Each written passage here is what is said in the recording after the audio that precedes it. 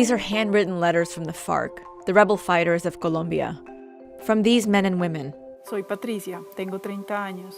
They're communicating pen pal style with Colombian citizens and the general public through a program called Cartas para la Paz, Letters for Peace.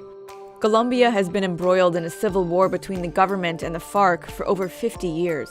And this is the part that's important to understand here, because it's what makes these letters kind of incredible. FARC stands for Fuerzas Armadas Revolucionarias de Colombia, the Revolutionary Armed Forces of Colombia. They're a communist guerrilla group formed in the 1960s that became known for their violent tactics to fight what they viewed as corruption and inequality in Colombia.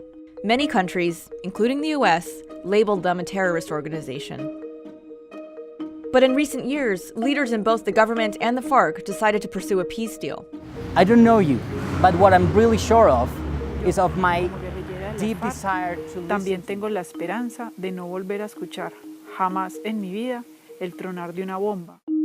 During those 50-plus years, there's been virtually no communication between the FARC and the general public.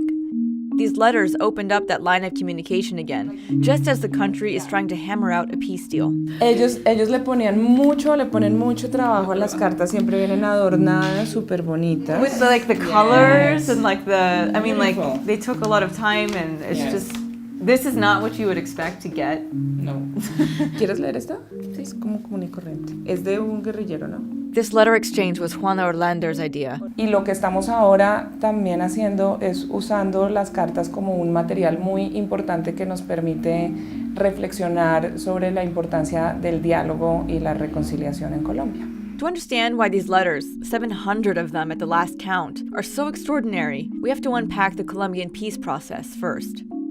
The government told the FARC, disarm and disband completely, and in return, we'll forgive your crimes and even give you seats in the Senate and House of Representatives. The FARC have complied so far, but it's been complicated and protracted. The older generation, who carry the scars of the war with the FARC, want to see some kind of justice for their crimes. But the younger generation, who have known nothing else but war, are ready to let it go. Nosotros sentíamos que, con razón o sin razón, pero era lo que sentíamos en ese momento, que la mayoría de la gente que había votado no, era gente que no conocía la realidad en ciertas zonas del país y en zonas rurales.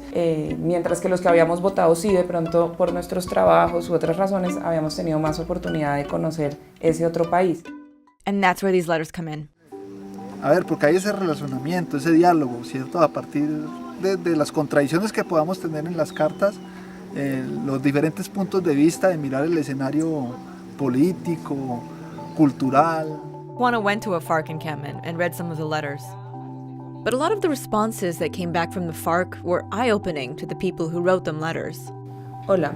Un fraternal abrazo y caluroso saludo revolucionario para todas y todos compatriotas de Colombia. Sí, siempre todas las cartas de ellos empiezan igual y siempre empiezan por un saludo revolucionario, pero siguen muy firmes en creer que este país necesita un cambio hacia una sociedad más equitativa, hacia una sociedad más justa.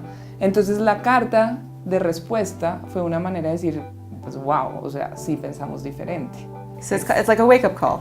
Exacto. And in May of 2018, a presidential election could be the make-or-break moment for this arduous peace process.